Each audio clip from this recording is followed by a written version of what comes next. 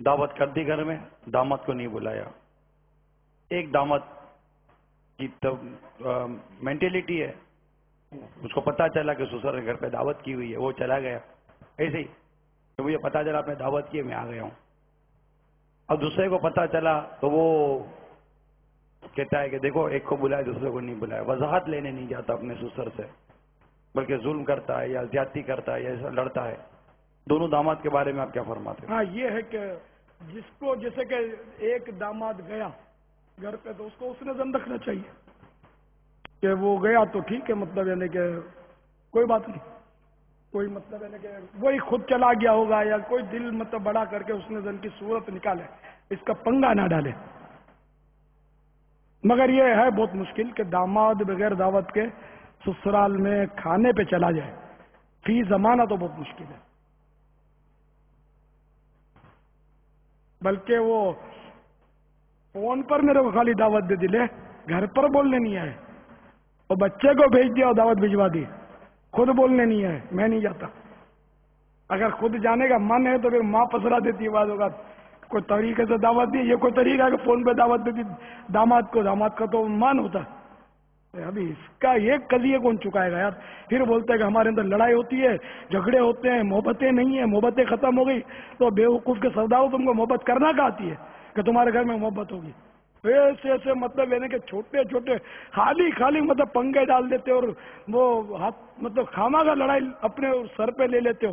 ہر وقت بورڈ چڑھا کے رکھا کہ آ بیل مجھے مار اور مار اور مار. پھر بولتے وہ مارتا ہے مجھے، تو مارے گا نہیں تو چاہتے گا تم کو یار، پیار کرے گا بیل. تو اس لیے خود اپنا دل بڑا کرے، اپنا حوصلہ بڑا کرے. کوئی دعوت دے نہ دے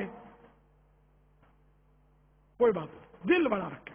وہ پھر وہ ان حدیثوں پر کون عمل کرے گا جو سرکار صلی اللہ تعالی علیہ وآلہ وسلم کی اس طرح کی حدیثیں ہیں جن میں یہ مضامین ہیں کہ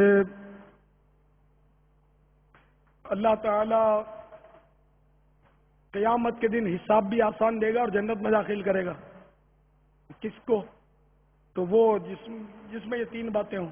نمبر ایک کہ جو تجھ سے کاٹے توڑے تو اس سے جوڑے، تو جو تجھے محروم کرے تو اس کو عطا کرے، جو تجھ پر ظلم کرے تو اس کو معاف کرے.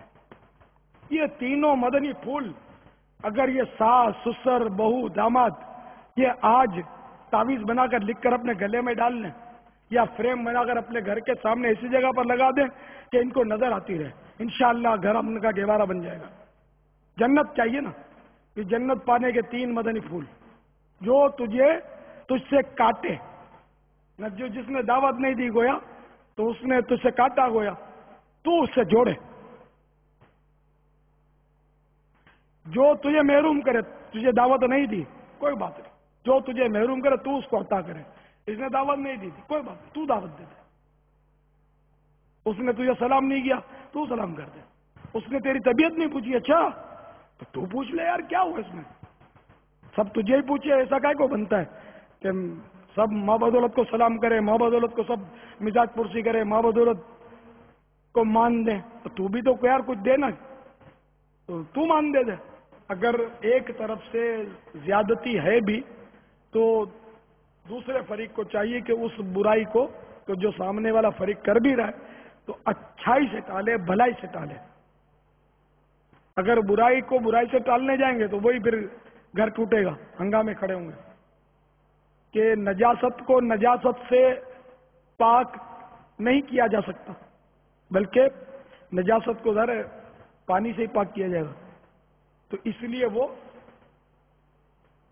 صلہ رحمی کریں، چاہے کتنا یہ اگلا ٹیڑھا ہو فریق، اگلا رشتہ دار یا بیوی ٹیڑھی ہے یا شوہر ٹیڑھا ہے تو بیوی کو چاہیے کہ وہ اس کے ساتھ حسن سلوک برقرار رکھے اپنا. اسی طرح اگر ساس ٹیڑھی ہے تو بہو کو چاہیے کہ وہ پھر صبر کرے، ہمت رکھے. اگر بہو ٹیڑھی تو ساس کو چاہیے کہ وہ ہمت رکھے اور صبر کرے. تو آہستہ آہستہ انشاءاللہ یہ سب مدینہ مدینہ ہو جائے گا. لڑائی حل نہیں ہے نا مسئلے کا. اگر یہ سب مل کر ہمارے ساتھ باپا وہ جو ہماری جنگ ہے اس میں شریک ہو جائے تو سبحان اللہ. چلے بھائی میں مل کر دے اب آپ ہمارے ساتھ انشاءاللہ قافلے میں شریک ہو جاؤ, مدینہ مدینہ ہو جائے گا, یہ مسائل ختم ہو جائیں گے. غیبت کے خلاف جنگ جاری رہے گی انشاءاللہ. اب مسلمان بھائیوں کا آواز زوردار آنا چاہیے. غیبت کے خلاف جنگ جاری رہے گی نہ غیبت کریں گے نہ غیبت سنیں گے, انشاءاللہ. نہ غیبت کریں گے نہ غیبت سنیں گے, انشاءاللہ. نہ غیبت کریں گے نہ غیبت سنیں گے. انشاءاللہ. محبتوں کے چور, چغل خور, چغل خور, محبتوں کے چور, چغل خور, چغل خور, محبتوں کے چور, چغل خور, چغل خور قفل مدینہ لگا رہے گا انشاءاللہ, عز و جل. قفل مدینہ لگا رہے گا انشاءاللہ, عز و جل. قفل مدینہ انشاءاللہ, انشاءاللہ اپنے گھر کو امن کا گہوارہ بنائیں گے انشاءاللہ. صلو علی الحبیب صلی اللہ تعالی علی محمد. مجھے اپنی اور ساری دنیا کے لوگوں کی اصلاح کی کوشش کرنی ہے.